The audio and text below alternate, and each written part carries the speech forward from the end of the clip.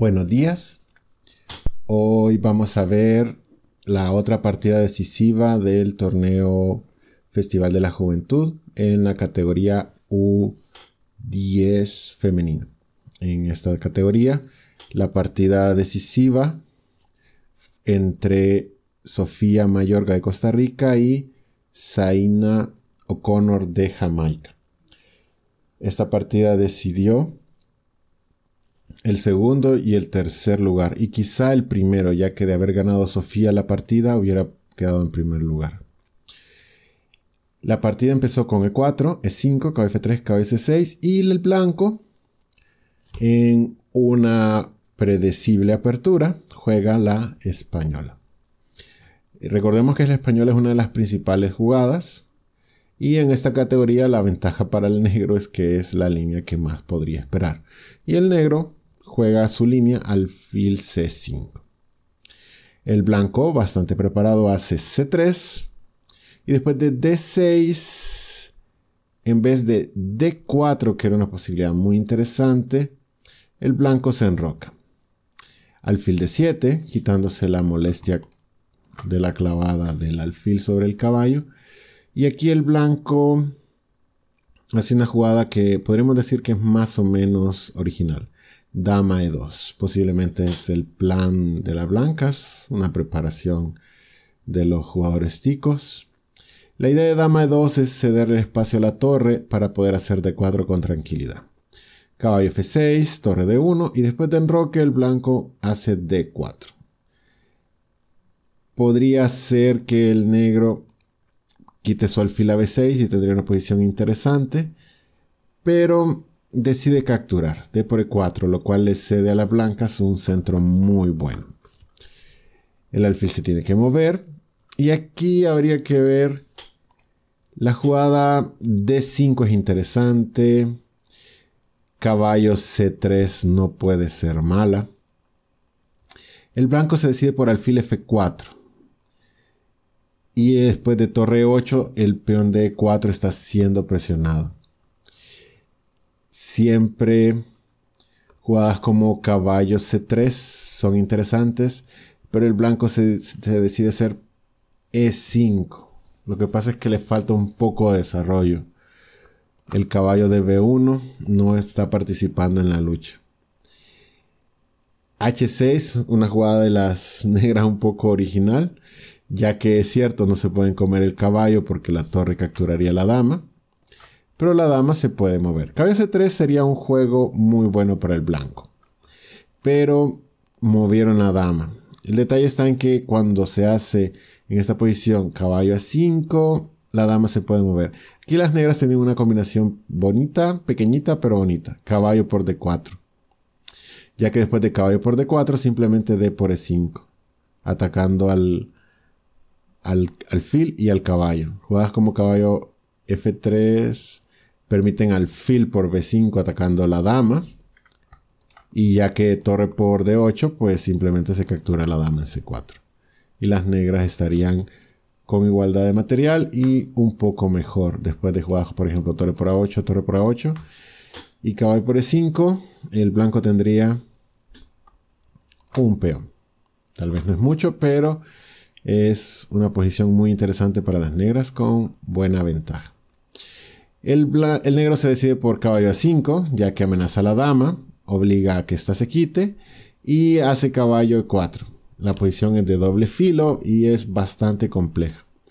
El alfil decide retroceder a D3 y D5. La posición, la evaluación de la posición cambia casi en cada jugada. A veces está bien el blanco, a veces está bien el negro.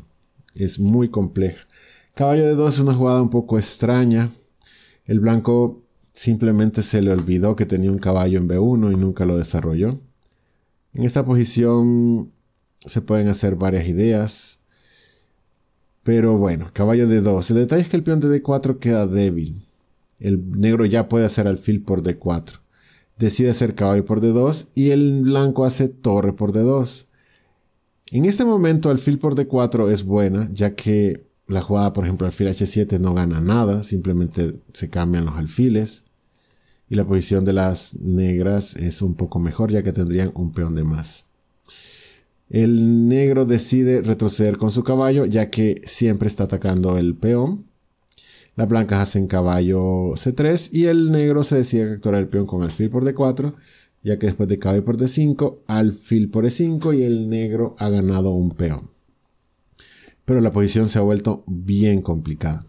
El negro tiene un peón de más, pero el blanco tiene bastante espacio.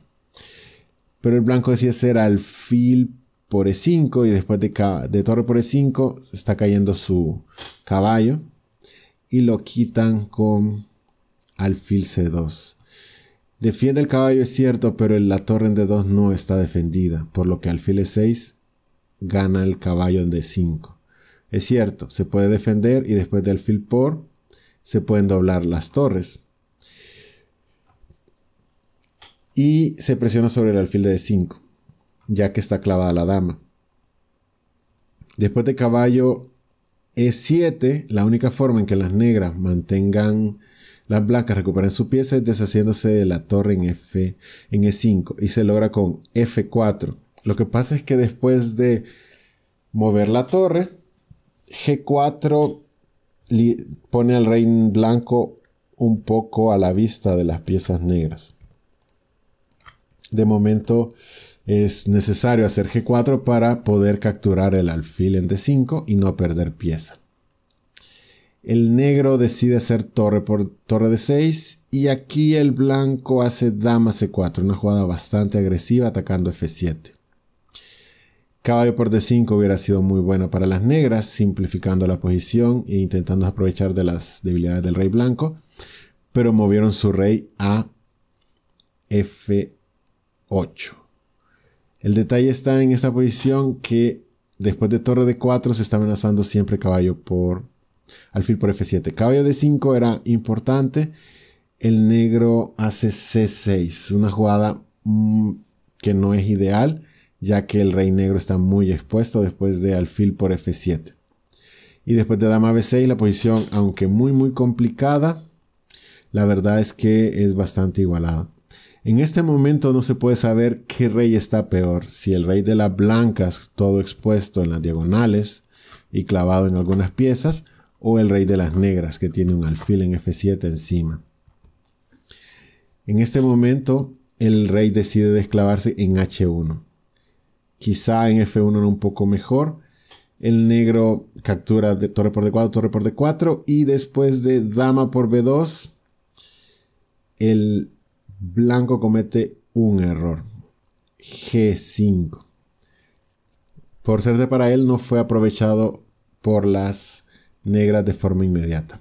Resulta que la dama en B2 está atacando a la torre en D4, que está defendida por la dama. Pero el rey en F8 también está atacando el alfil en F7, que también está defendido por la dama. El problema está en que la dama está defendiendo dos piezas. Entonces jugadas como B5, moviendo la dama, obliga a que éstas decidan si van a defender o el alfil de F7 o la torre en D4. El negro después de eso hizo caballo F5, una jugada muy mala.